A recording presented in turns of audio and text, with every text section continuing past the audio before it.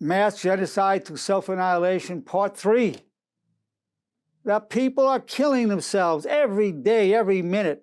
Look at the food that people are eating, the air they're breathing, the negative thoughts they're having, the sedentary lifestyles. You're killing yourselves. And you know what? It's dishonorable. I'll tell you why. Look at the insurance costs going up. Our hospitals are jammed up with so many people. You have to wait a long time to get an appointment. Why?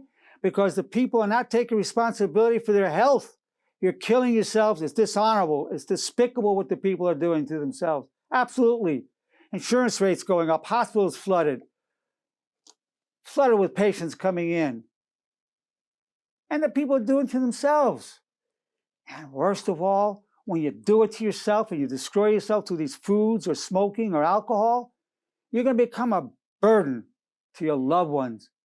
You're going to have a stroke. We're going to have a heart attack. And then you're going to be paralyzed, an invalid, a long drawn-out death. Your loved ones are going to suffer tremendously. You're making yourself into a burden. It's planned burdenhood. We will become burdens at some point if we continue these lifestyles. This is a mass genocide through self-annihilation, and it's dishonorable. Honor demands that we take care of our health. We do all we can to protect our loved ones and society from our self-destructive impulses that we have. This is universal. I almost killed myself. I did this myself. I used to eat to get big and strong because I want to be a world champion powerlifter. I succeeded at it. 61, I went into a heart attack from it. 65, I went to prostate cancer. Now, the eating like I was eating when I was 61, I knew that was destructive. I wanted to get big and strong, and I did get big and strong, but I wasn't healthy. At 65, I got prostate cancer. That one was through ignorance. I didn't know that milk, and I used to drink a lot of milk because there's a lot of good protein in it. I didn't know it caused prostate cancer. I didn't know it caused also breast cancer. I didn't know that, so that was ignorance. The China study with Dr. Campbell showed conclusively that it causes prostate cancer. Thank God I survived that.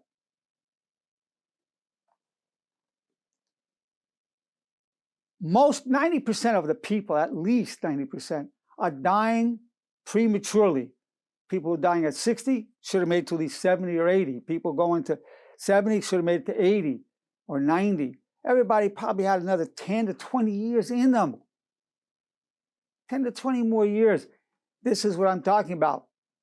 Mass genocide through self-annihilation. You're guilty. The people you know are guilty. I've been guilty. I'm not guilty now. I've been guilty of it. My loved ones that died, except for one, all was self-destructive, particularly how they ate and the sedentary lifestyle. Some died. I just had recently my brother-in-law, God bless him, a wonderful, beautiful human being, died of lung cancer a few days ago. He was a smoker. My father kept eating and eating. I said, Dad, this is not healthy for you. He said, son, I guess it's an unconscious death. Well, she was dead a year later. My precious father-in-law, who I never had the privilege of meeting in person, the doctor told him, if you don't stop smoking, you'll be dead in 6 months. And guess what? 6 months later, he was dead. He didn't stop smoking. Self-annihilation, mass genocide. It's wrong. Somebody say, well, we all got to die sometime. But yeah, you're not going to like these long, drawn-out deaths. And it's very disrespectful to your loved ones. You're going to put them through hell, through you becoming a long death. So you're lucky if you die. If you just drop over dead of a heart attack like my father did, that's wonderful. Most of the deaths are prolonged, and you're going to cause misery, absolute misery to your loved ones. And it didn't have to happen what it did. And certainly by living a healthy lifestyle, you can have compressed morbidity where it's a shorter dying period. You don't want to have a long, drawn-out death. The things that we know that can prevent cancer: pomegranate juice, cooked tomatoes from the lycopene, cruciferous vegetables like broccoli. You need your vitamin D, at least 5,000 units a day. We have so much knowledge now of what you can do to prevent it. You got to stay off these processed foods just filled with sodium and all these saturated fats. It's a tragedy. Mass genocide through self-annihilation. It's dishonorable. It's wrong. We're burdening our loved ones. We're burdening the hospital systems, in addition to what suffering we put ourselves through. This is a call for the mass genocide to stop. People think war is the most dangerous thing that kills people. Wrong. The most dangerous thing people do is eat the junk they're eating. That's the worst danger than any war. More death through the wrong living, wrong thinking, wrong eating, sedentary lifestyle than all the mass murders and wars put together by far. For the average American, the most dangerous thing is not going off in the military. It's going to a restaurant. It's putting something on his plate. The most dangerous thing he's going to do. I'll tell you a little story. I was sitting at a restaurant. This guy was sitting there. We got to talk. And he said, you know, I've got diabetes. Oh, wow. We talked about that. He said, it goes up to 300 his blood sugar. Well, that's lethal. We're sitting there. He had his kids with him. A lot of kids. He had 4 or 5 kids. Then I see the waiter brings him out a stack of pancakes. These are white flour, which turns into just glucose, no difference between that and sugar, soaks it in maple syrup. I mean, drenches it. And I said, hey, brother, I don't mean to butt into your business, but didn't you just tell me you had diabetes? You know what he said? He said, I know I shouldn't, but I can't help myself. And the guy ate that. Diabetic. Probably gonna have limbs amputated, heart attacks, cancer, more prone to every disease there is. He knew it was bad for him. Most of you know it's bad for you and it's bad for your loved ones. I knew I wasn't eating healthy when I triggered my own heart attack. I knew that. You're guilty. I've been guilty. I stopped. I advise you to stop doing this. By the way, after he left, one of his sons came up and gave me a hug. They said, thanks for trying to help my dad. He's going to make those kids fatherless. I mean, look, the guy's killing himself. Diabetics have a much shorter lifespan. And he wasn't taking care of himself. His kids could lose him any time. It's worth it for enjoying that. I mean, to enjoy the moment's enjoyment of eating that, to do that to his children? Is that right? Is it right what you're going to do to your loved ones, the way you're eating? The anger that you carry, the negativity that you indulge in, is that right to do it to your loved ones? I don't, it's wrong, it's dishonorable. I won't do it anymore. I've been guilty of it. I'm 82 years old. I've spent plenty of my life doing it. And I'm trying to get you to stop doing it.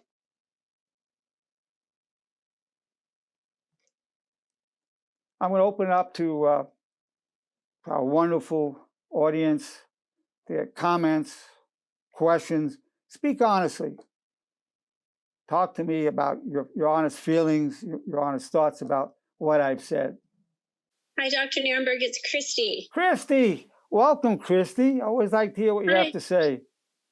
Thank you. Oh, my gosh. There's a lot to unpack here. You know, I'll just touch on a few things. I think that, you know, when it comes to living an honorable life, I think we also need to take into consideration about having a quality of life.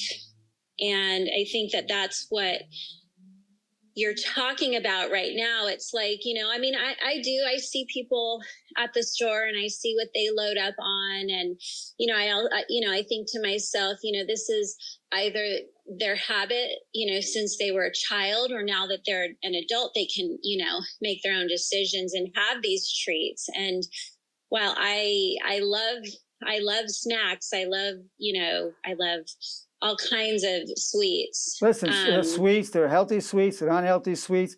And those snacks, they got it as children. The people are killing their kids on holidays.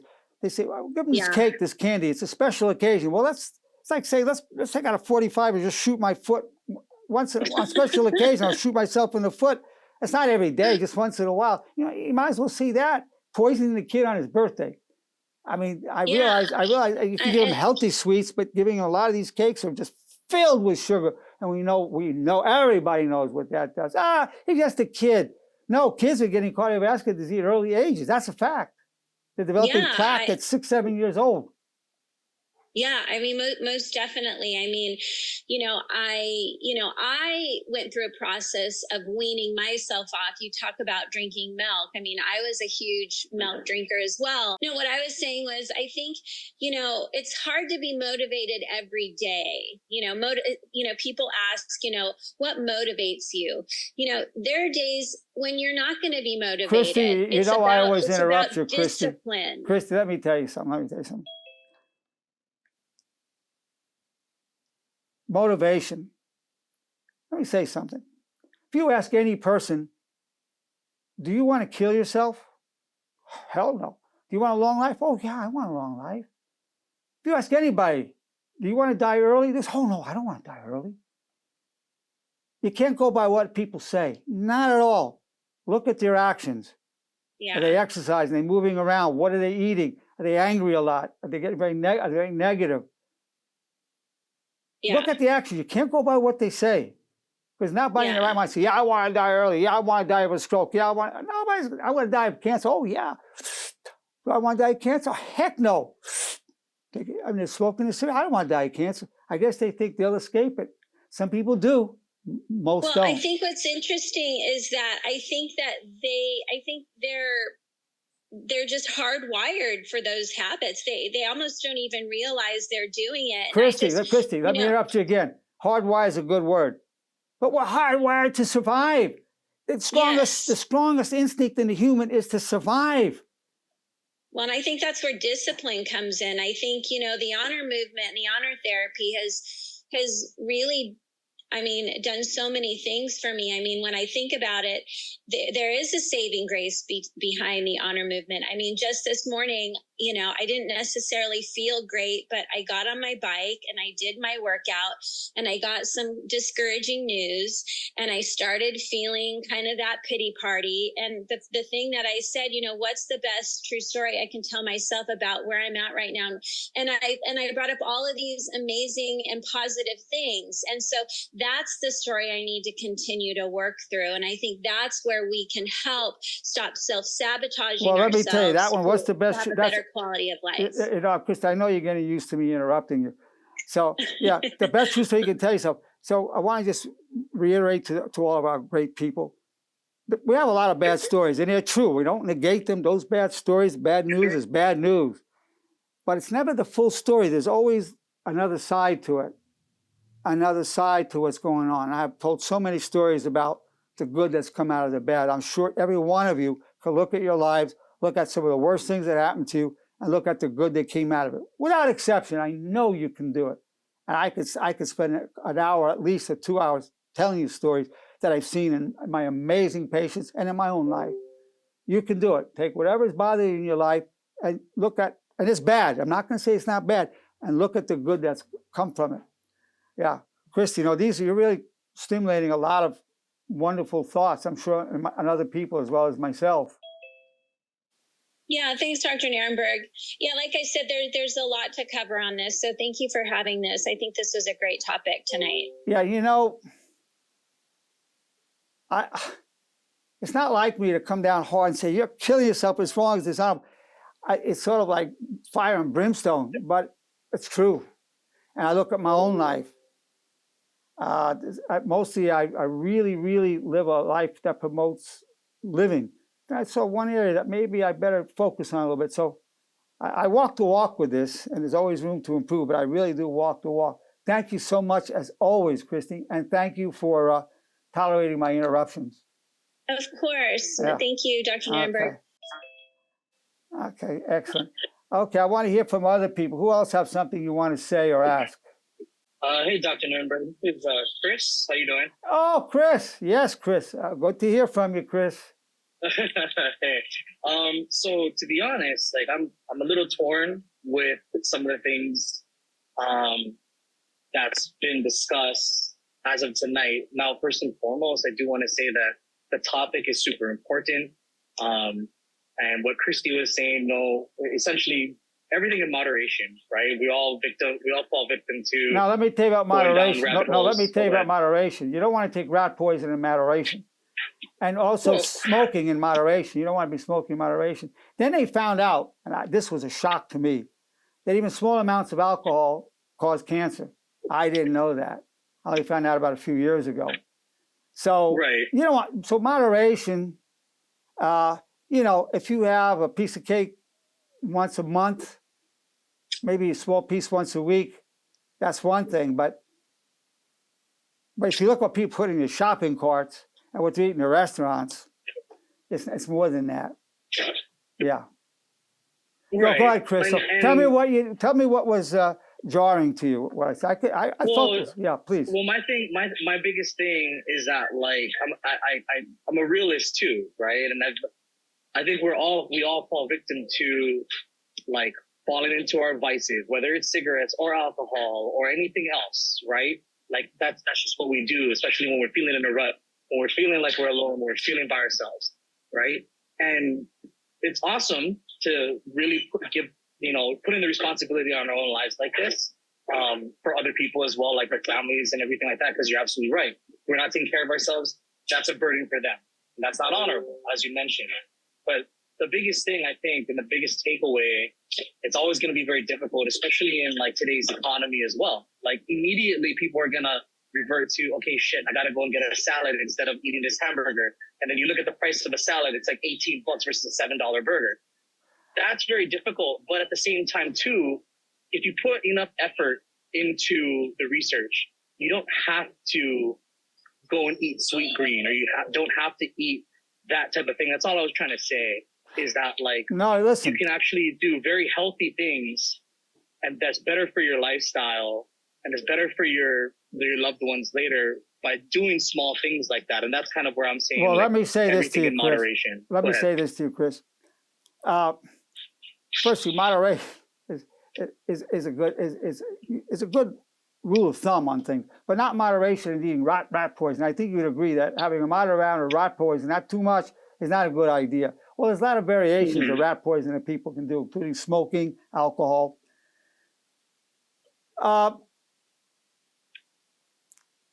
Money is a factor for sure. You know, a person though could get up, walk around, and not be sedentary. Because sedentariness shortens. It's more important than even eating. If a person leads a sedentary lifestyle, they're going to die early. So that means you got to move. It doesn't mean you have to go to the gym. You got to get up, do some kind of, go for a walk, go down, do push-ups. Hey, guess what? Push-ups are free. Deep knee bends are free. Going for a walk is free. One of the healthiest things you can do for yourself is be active. It's free. I'm not even talking about a gym. The earth is our gym. You go down there, lay down on the floor, on the ground outside, do a leg raise, do some sit-ups, do some push-ups, do some jumping jacks. It's free. Money can't be an excuse, because exercise, the health effect of that outweighs all the others. Eating, everything. Now, thoughts. You know, to have good thoughts, we have the 4 most powerful thoughts in the universe that I came up with, the 4 commandments of honor. These are very uplifting thoughts. I wish you well. I take full responsibility for co-creating my reality and my problems. I'm grateful for the power I gained from hardship. And then 1 of 2 depends if you believe in God or not. If you believe in God as I do, God, your wish is an only wish. If you don't believe in God, don't want to address God, I seek always to serve my highest values. Then you make a lifetime commitment to do this all your life. And then you add to that the bridge between honor and reality. What's the most honorable thing to think, say, and do? So honor becomes the gold standard. You say that 3 times a day in any situation you're in. Honor becomes the gold standard for everything. Now, the repetition is preparation for application to achieve internalization and stabilization. Doing this will stabilize you, make you more resilient, you'll come back faster, and you come back with more compassion and wisdom. This is healthy. So, guess what, Chris? That's free. You don't have to go somewhere. I mean, you just repeat these things. It's you giving it to yourself. Free.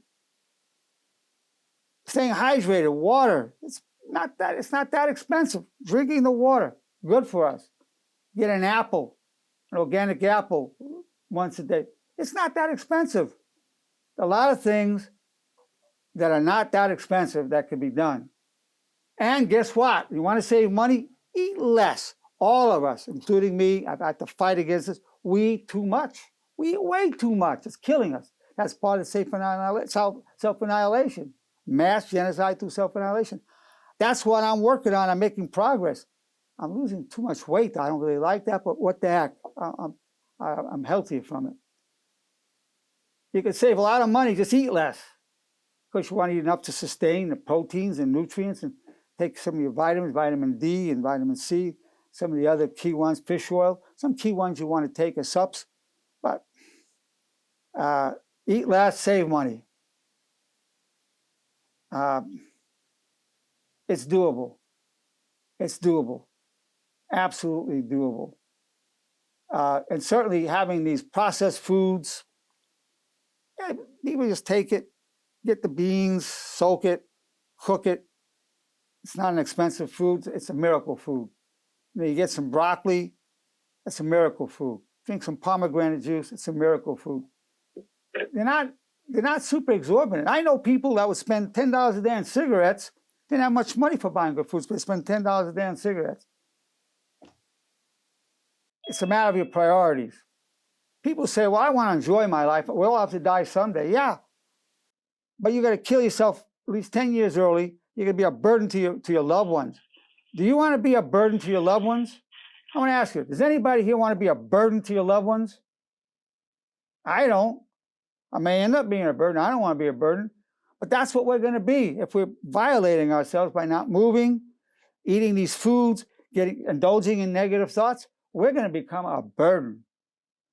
I think I can reach people this way. This one just came to me recently.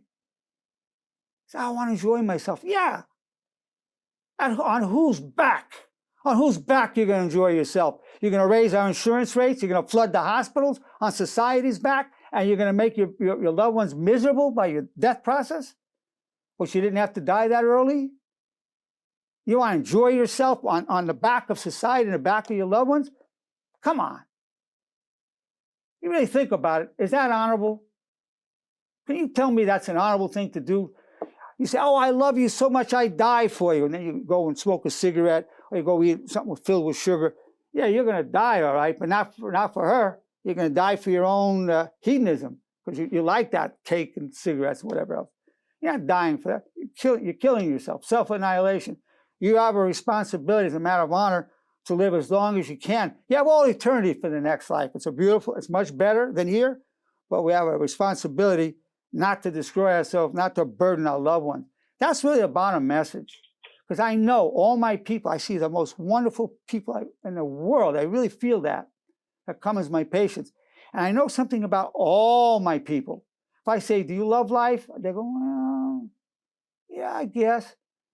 Like that. Then I say, do you love your family? Oh, yes, I love my family very much. Everyone loves their family. Without exception. That's the beautiful thing, that love for family. Are you willing to stay alive and healthy for your family is what I'm going to ask next. And they say yes. And I'll go, okay. Are you eating a bunch of garbage? Are you having a sedentary lifestyle? Are you indulging negative thoughts? Well, yeah, you can become a burden. I might start bringing this up in my therapy sessions. Well, you can become a burden to your loved ones. Is that how you show your love for your loved ones? Is that right? Hey, I've been guilty. Believe me, I've been guilty of this. I'm not just saying you're doing it. I've done it. I'm not saying you're doing it only. I've done it myself. I've really gotten away from it. It's not honorable. For me, my people that I see, living with honor is the purpose of my life. It means a legacy of honor, bringing honor to our family and into society. Taking care of honor demands we take care of our health to the max that we can. Well, thanks for that, Chris. Anything else you want to say, Chris? No, not at all. Thank you, sir. Thank you, Chris. That was very inspired me. Anybody else have anything you'd like to ask or say? Please feel free to speak. Hi, Dr. Nerenberg. It's Bridget. Ah, Bridget. Always glad to hear from you, Bridget. How are you? Well, I'm so happy to be here with everybody. I'm coming down hard, but it's for your own good. Yeah, so I just wanted to share what I'm taking from this topic. It's really sensitive to me during this time. I've been struggling with anxiety and depression, and I'm taking the honor movement really seriously with co-creating my reality and my problems. And I'm just working on the quality of life that I'm having. And I quit smoking and vaping. I'm now 35 days nicotine free. Let me ask you, do you still get a craving for it? I'm sorry? Do you still get cravings? I not physically, but I think it's like a psychological like triggers when I get used to. I used to smoke so much a day, and it was just a really hard thing for me to do. By the way, it took me 4 months to get sufficiently past that craving, because I used to smoke a cigar and pipes over 22 years ago. It's more psychological thing, and I but was you listening did it. to a the podcast. thing is, you did it, and that's honorable. That you did it. Good going, Bridget. That's the bottom line. You did it. It was like one of the hardest things, but I've been feeling a lot better now that I don't have kind of that comfort. I think everyone has their own addictions and comfort in their lifestyle, and don't realize that it's causing you harm in the long term. And I'm just on a journey where I'm trying to. Anybody that smokes know they're potentially killing themselves. Anybody. Now over 90% of people know they're killing themselves. They're potentially killing themselves. So maybe it's 10% ignorance. Like I was ignorant. I didn't know milk would cause prostate cancer. But I knew all the rest of the stuff I was doing was not healthy for me. So a lot of this is conscious mass genocide. It's not like innocent mass genocide. Conscious self-annihilation. I want to say it again. Conscious self-annihilation. Deliberate self-annihilation. That's the tragedy of it. Go ahead, Bridget, please. Absolutely. It's just one of those journeys. I think typically people don't quit their addictions until something drastic happens to them. You know, people just don't learn until it's too late kind of a way. But it's not like I wouldn't pressure anyone to do this. More of like your choice of what kind of quality of life you want to live. But no, listen. Let me interrupt you, Bridget, 1 minute. That's a valid point, the quality of life you want to live. I'm taking it to another level today. This is a whole other level I'm bringing it. What's the quality of life you want to impose on your loved ones? Quality of life for you, fine, that's selfish. I want to enjoy my cigarette. I want to enjoy this food, this unhealthy food. Oh, I feel so good. I like it. I like it. We all like that crap. I like it. But what's the most honorable thing to think, say, and do? Is that honorable to bring yourself to a premature death and suffering? What about the quality of life you bring into your so-called loved ones? What about that question? It's not just about me. It's not just about you.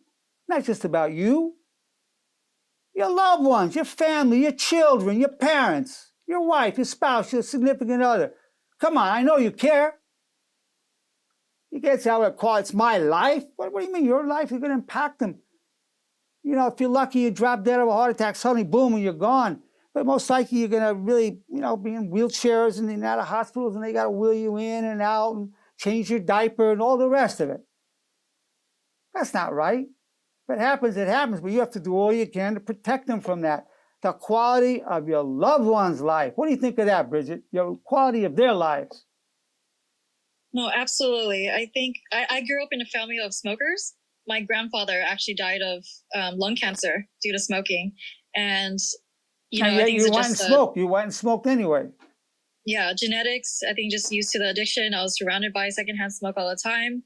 And, you just get used to it. But it's like, you have to choose for yourself how you want to live and die.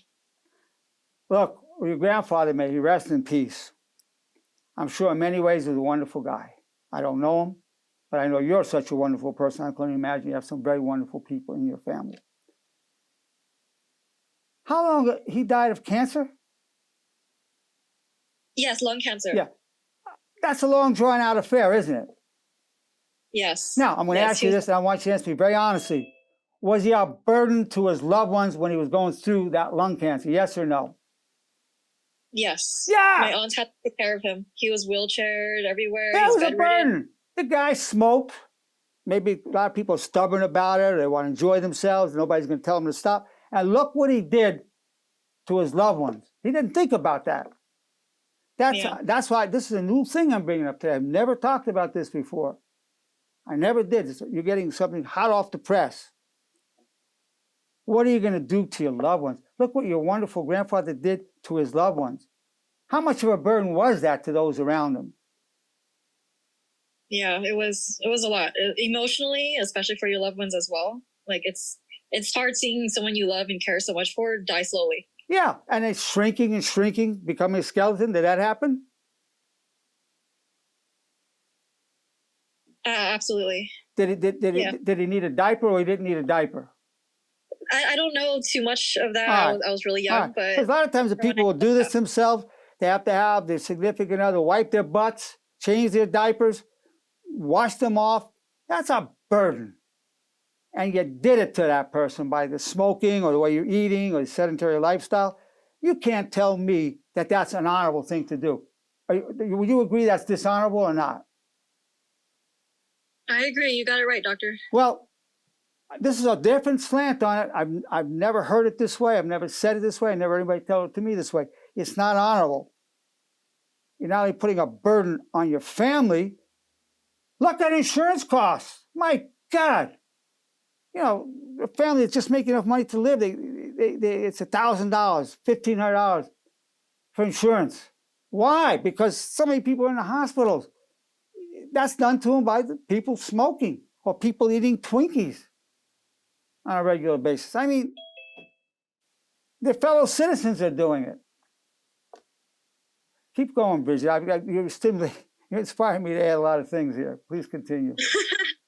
No problem. I was also telling you how my boyfriend had an alcohol problem. He's been drinking since he was 17. He's 35 now. And, you just don't realize how much of an addiction you have on something until you take it away. He's also now about 2.5 months alcohol free. And it's because of a conversation I had with him where it's like, I don't want you to keep killing yourself over this, because he'd come home drunk and, you don't know how many DUIs that he could potentially be having after parties and stuff like that. So now he's working on that journey to be sober. He inspired me to quit smoking, and it's kind of like everyone around you. Well, you've had a good effect on each other. That's how it should be.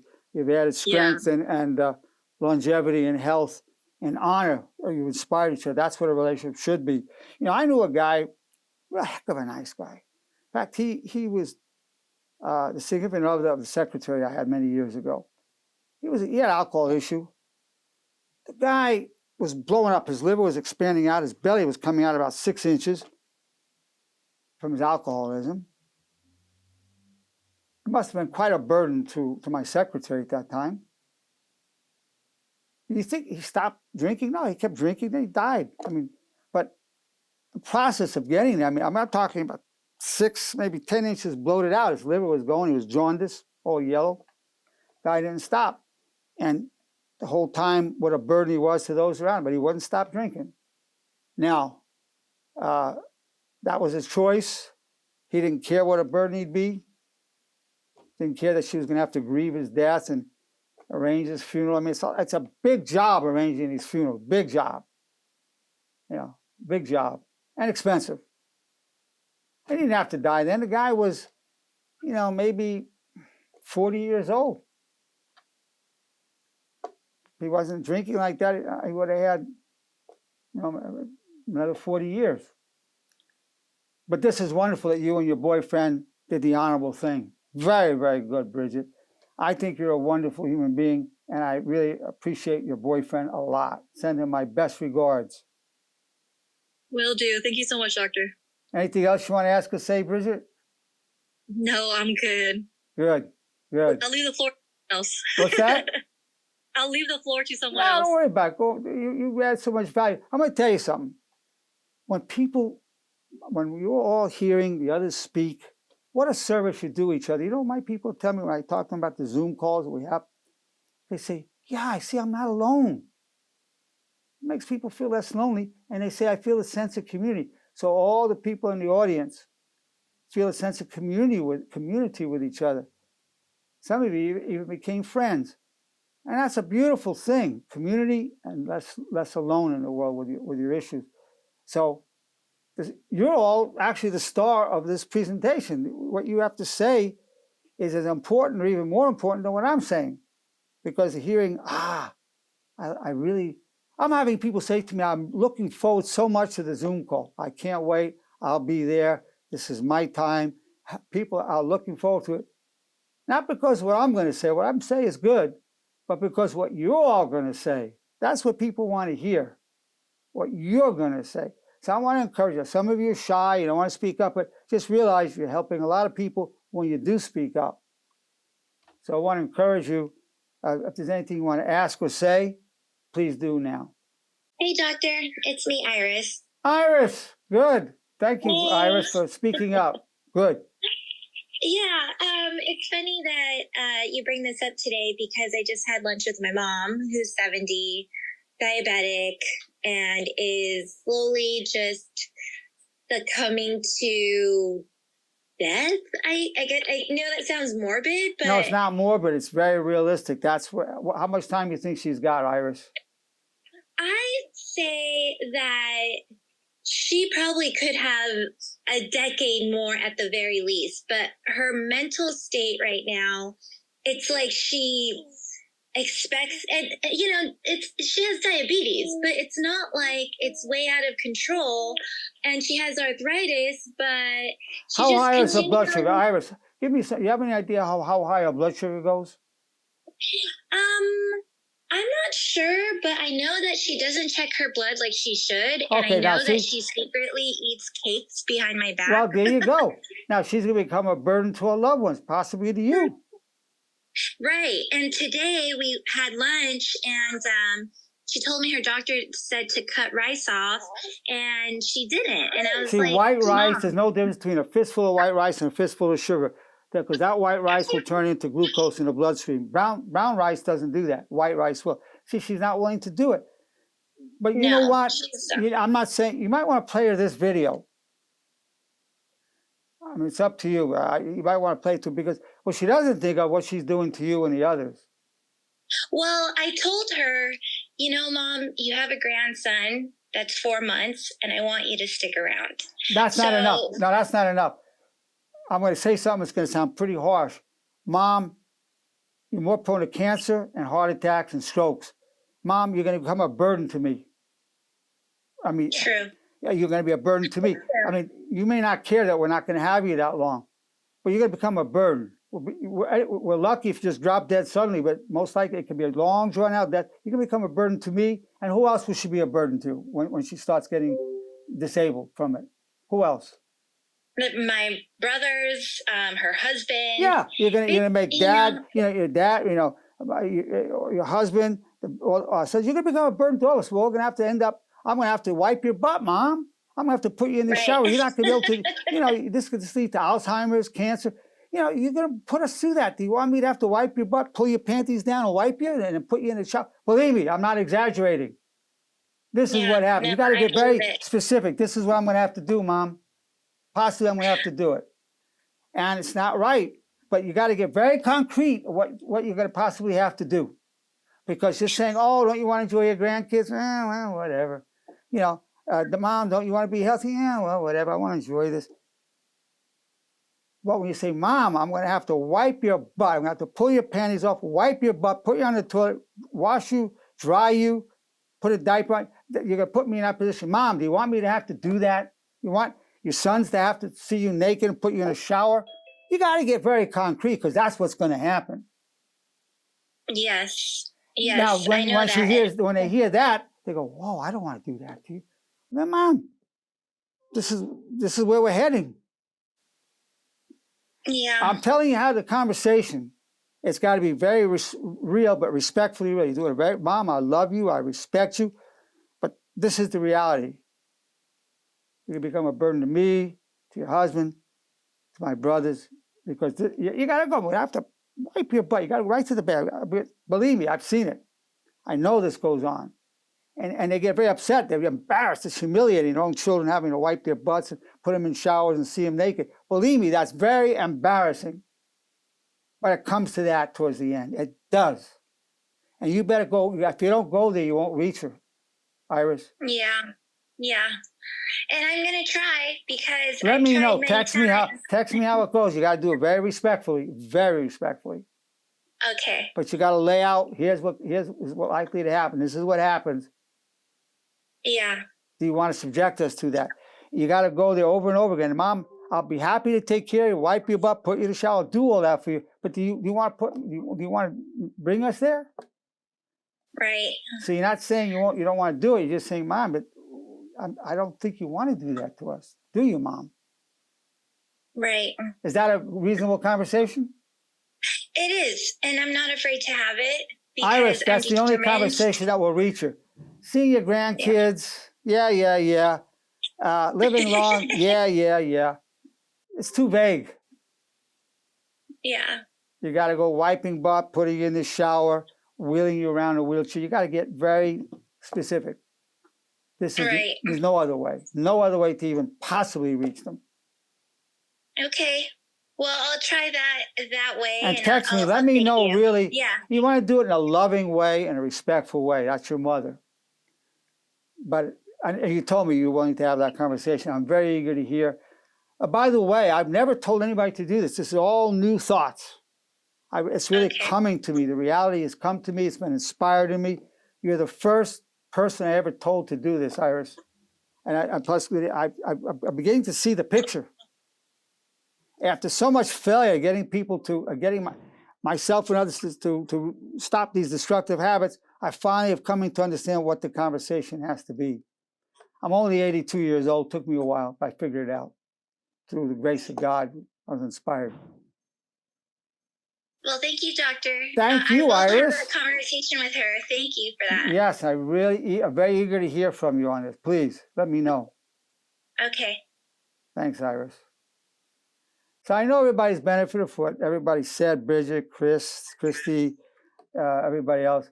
I know everything, Chris. I know you've benefited. So we're benefiting from everything you might say. Ivan, looks like you're going to say something? Yeah, no, I kind of feel joy because I know I'm guilty of some of these things, and just hearing your passion. Can you hear me? I hear you really well. Yeah, just hearing your passion is striking a chord with me because, like I've told you in the past, I'm a cigarette smoker, and I hadn't thought about the burden to others, and I think that's really important. And I think let me ask you, Ivan, I love you. I think the world of you. You know that, right? Who's going to have to wipe your butt as you get with lung cancer and you start wasting? Who's going to have to do that? Tell me who. Right. It's tell my me son and my daughter. You want them to wipe your butt? And the irony is I had to do that for my mom and my dad. So you want your kids to have to do that? No, to see your feces, have to wipe it and see the feces. You want them to have to do that? No, yeah. No, maybe that'll motivate you. What do you think? Will that motivate you or not? Yeah, I feel motivated. I feel very motivated. Hey, every time you wipe yourself in the bathroom after a bowel movement, think, geez, I want to do this for myself. I don't want my kids to have to do it. This cigarette's gone. Yeah, I think what you're saying is divine because it really hits the point. The self-annihilation is definitely mass genocide, Ivan. Mass genocide. Yeah.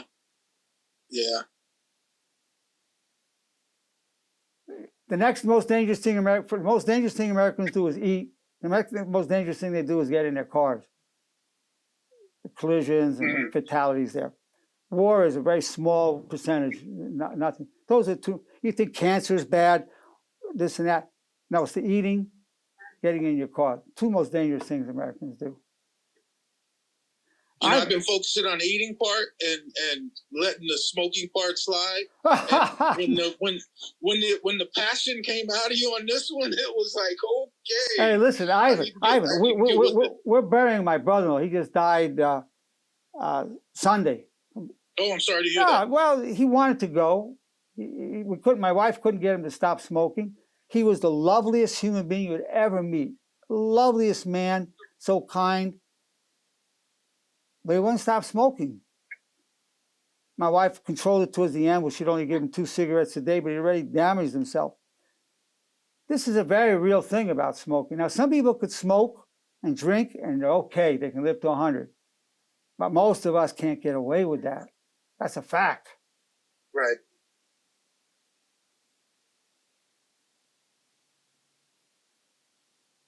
Well, I want to thank you for the inspiration because it really hit home. Well, I want to Really thank hit you home. for being here, for knowing you, for being a witness to your life. Really, a big part of my inspiration is to bring this to you,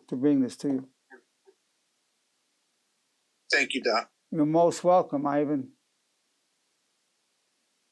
Well, we're getting, see all this, you've helped a lot of people by bringing this up, Ivan, believe me, and everybody else. You're helping all the other people. Does anybody else have anything you want to say or ask? Because you're going to be helping other people. Hi, Dr. Nerenberg. It's Alicia. Alicia, thank you for Hi. participating, Alicia. Tell me what your thoughts are. I was a smoker for over 25 years, and I want to say that me quitting over like 8 years ago was the best thing I've ever did. I hear It that. bettered my life. It helped me like physically, emotionally. If not, I mean, I don't know where I would be right now. As Alicia, it is. tell me who's in your family? Are you married? You have children? Who do you have that you're close to? My kids. I have my daughters. You have your daughters. Okay. Now look, you mentioned how much you feel better. That's wonderful, wonderful. But there's one thing you didn't mention, and that's a new idea. It was new for me when it just came to me recently. What you did was you saved your children from having to deal with your early death and having to take care of you as a burden towards the end, prematurely, that you did it to yourself. You saved, you saved your precious daughters, your lovely daughters, a lot of suffering. You didn't think of that, did you? No, I didn't. You weren't At that going to list time, that. I didn't. You're actually saving them the excruciating pain of watching you die of lung cancer, wasting away, losing control over your body. You spared them that. You did the honorable thing, Alicia. So when you think about how you feel better and all that, that's all important. But what you did for your family is more important. Absolutely. Because I know you love your daughters more than your own life. Isn't that right? Yes, yes. Well, and the funny thing is that for every Lent, I would give up drinking and not smoking. And my youngest daughter would tell me, why can't you just give out smoking for Lent and not drinking? Until one day I woke up and I said, you know what? I'm going to stop smoking. And it was January 2nd. And I quit cold turkey and never again. Mazel tov, congratulations. It's a wonderful thing you did. Number one, for your family, for your daughters. Secondly, what you did for you. Yes. Congratulations, Alicia. That's a wonderful gift you gave them. Wonderful. Thank you. Thanks for speaking up, Alicia. No, thank you. And thank you, everybody, for sharing. See, that's the point. Is the sharing. What every one of you is saying is reaching a lot of people. And then we put on video and it's go on the website. Thousands of people, tens of thousands will eventually benefit from what you're saying. Yes. Who am I talking with now? Doctor, maybe something very brief. Yeah, tell me your name, please. Paul Tyrell. Paul. I'm brand new. All right, Paul. How are you? Yeah, I like that map everybody. behind you. I see you've got that map of the world. That's lovely. I'll be brief on this. No, don't be brief. I'm going to interrupt you when I need to, but don't be brief. Okay. My situation is different than everyone else's tonight, but it still has its flaws. I lost my dad when I was 15. He had severe diabetes, lost his leg, had his leg amputated, lost his eyesight, was in the wheelchair. Was a terrible burden on him. Excruciating pain, excruciating, lingering 2 to 3 year death. Now, was mom in the household at the time? So tell me what it did to your mother. Well, that's the thing. It affected all of us, and I think to this day, this was in 1975. It's affected me in the whole life. What I did is I became obsessive compulsive about health, fitness, and I have spent my entire life obsessed about not being a burden to my family and not putting my family through this. But here's the problem, though. Bravo. Here's the problem. Is it's brought a level of stress and anxiety and intensity that in some ways has been a burden to both me and my family in other Okay, ways. So you being obsessive about what you eat, doing your exercise. We talked about the workout. We talked about a lot of these things. Are you a Marine at one time? Is that right? Yes, sir. Yeah. So you have a good background. Look, when you're obsessive about yourself, do you get on them when they're not doing the right thing? That's what's causing the problem. That's the problem. I know the problem. And hearing everybody tonight. So hold on, let me interrupt you. So it's not that you're obsessive about it, it's that you're on them about it. Is that right? All right. 100%. Yeah. Now, here's the thing. You got to let them watch this video. They don't know what a burden they're going to become. And you need to spell this out. The way to do it, we got to spell out your father. What did he do to exacerbate his diabetes? Be totally honest. He didn't follow his diet, didn't listen to the doctors. And what did he eat? Well, that's what was so weird is he got adult onset. He didn't get it until he was in his mid-40s and died. Yeah, that's very common. Honest to God, he was lean. I don't know and I was only 13, 14. What was his eating like? Back then, people weren't eating well because we didn't know. A lot of that was ignorance back then. Right. And he had a job where he had to do a lot of entertaining, so I'm sure alcohol had an impact. I don't drink, I don't smoke because I went the opposite extreme. That's good. But you got to... Well, to some degree. Well, I'm not saying but getting on your family, and you're doing out of love for them. But I would spell out exactly what did your mother have to do for your father in that diabetes thing. It got very graphic. What exactly did she have to do? Well, he was at Rancho Los Amigos, and so he had really good care. He was a D-Day Normandy vet. He had great care with the VA and with the hospital in Downey, where God bless him. God bless him for that. God bless him. Yeah. And I think that was part of maybe his problem too. I don't know, but it was the burden was more psychological and daily stress. It wasn't so much the care as much as seeing the slow death day after day. Those amputations were tough on him, and I'm very tough on the family. Yes, sir. So it probably caused some anxiety and depression in the family members. Tremendous. She's 93, and it's amazing how she's done so well since that. And she's so positive. But like I said, I feel that this has been a burden for me because it pushed me to such an extreme of wanting to ensure that I never did this to anybody. Well, see, that's what you did. But they need to show your family this video, because the approach I've taken today, I've never heard before. Mm-hmm. You know, if they're doing these things, say you destroy yourself early, it's gonna become a burden for me. It's gonna become a burden for your mother, or your wife can say you're gonna become a burden to me. You know, as you get older, talk about them becoming a burden. If you're just getting on them and say, yeah, Dad, or whatever, yeah, or say, or your wife say, yeah, please, I hear you, get off of my case. You want to talk about them becoming a burden. Talk about what happened with your father. And let them watch this video, because that's the main point of what I'm getting at here. Thanks for sharing that, Paul. That's awesome.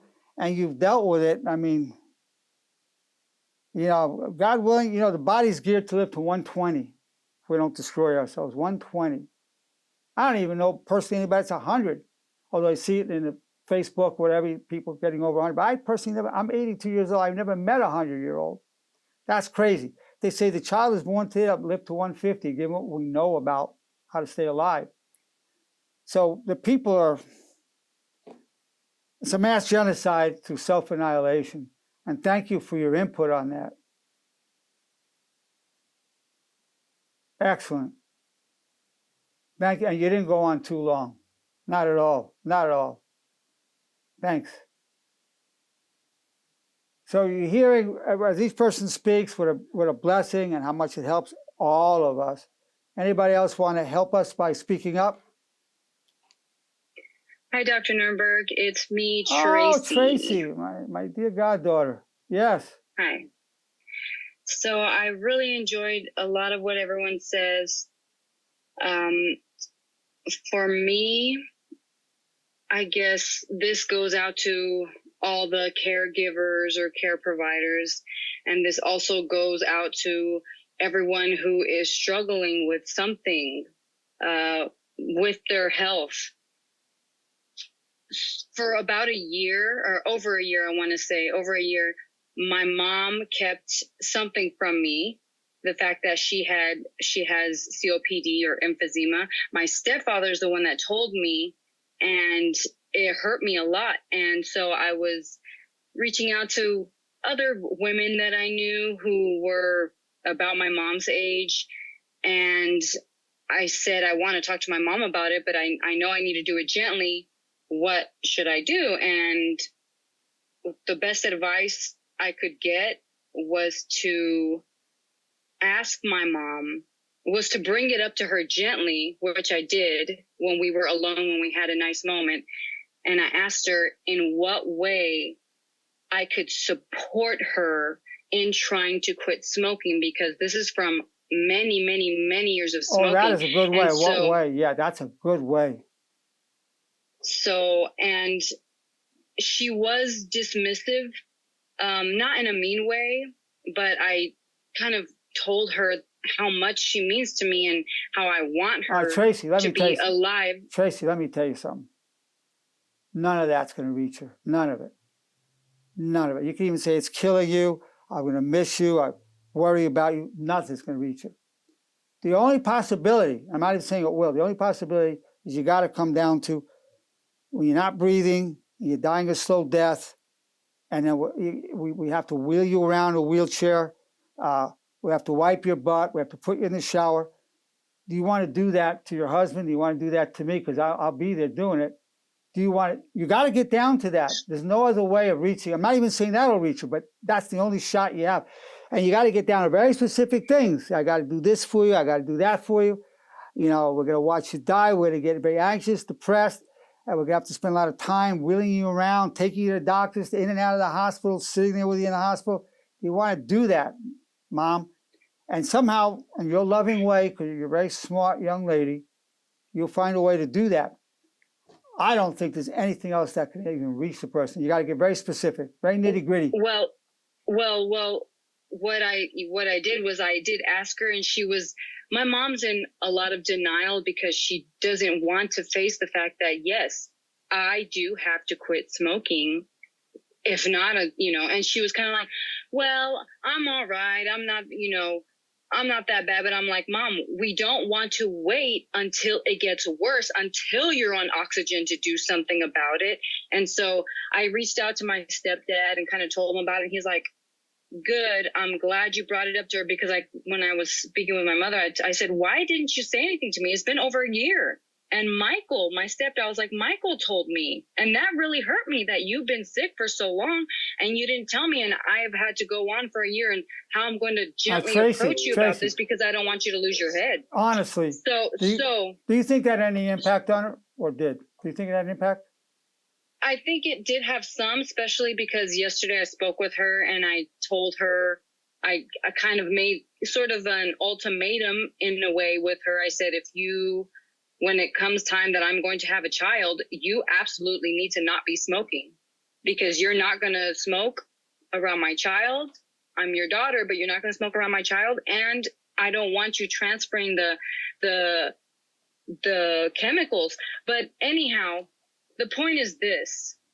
The point is, if there's someone having an issue, ask them, how can I support you in trying to X, Y, and Z. A good approach. And then the person who, on the other end, if anyone's dealing with stuff, let whoever it is know that's trying to encourage you, you can support me by X, Y, and Z, because maybe you can support me by just keeping your sides. nose out of my business. That's how you can support me, all right?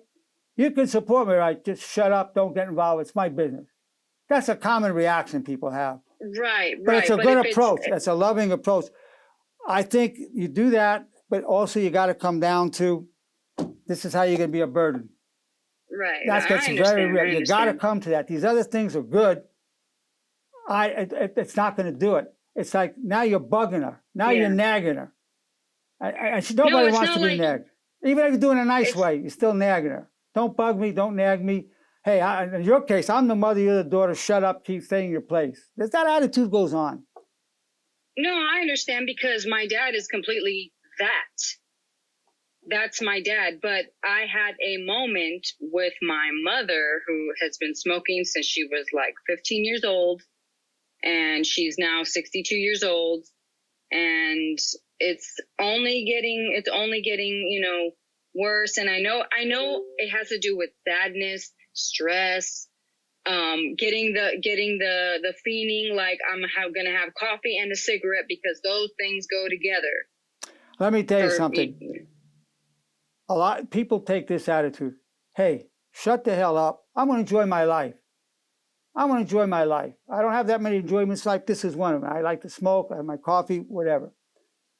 Thank you for offering to help me. That's very kind. The best way you can help is just let me be with it. I'm a grown person. I don't need that. That's a lot of times the attitude, whether they say it or not. You got to go to, hey, Mom, you know, that suffocation where you can't breathe. You say, these are the consequences of that. You're going to be in a wheelchair. You're not going to be able to get around. You got to go very nitty gritty. You've taken care of people. You're a saint. You're a great caregiver. You got to say what you've seen with people, what you've had to do. And you have to go to wiping the butt, putting in the shower. However nitty gritty you have to go there. Do you want to do that to me? Do you want to do that to your husband? That has a shot. These other things, it's good. You know, you're not in their face with it, but I don't think it's good enough.